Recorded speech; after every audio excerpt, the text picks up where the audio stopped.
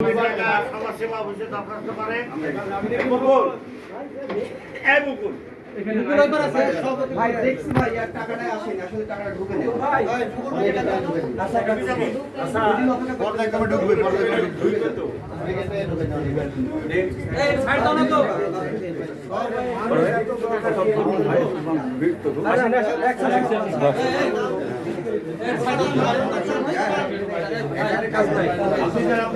দেখছি এই নকে ধরে একটু বসান তো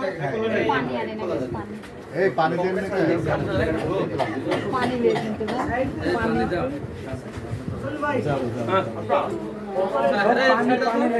আছে আছে পানি দাও লোকটা মার্কেট দাও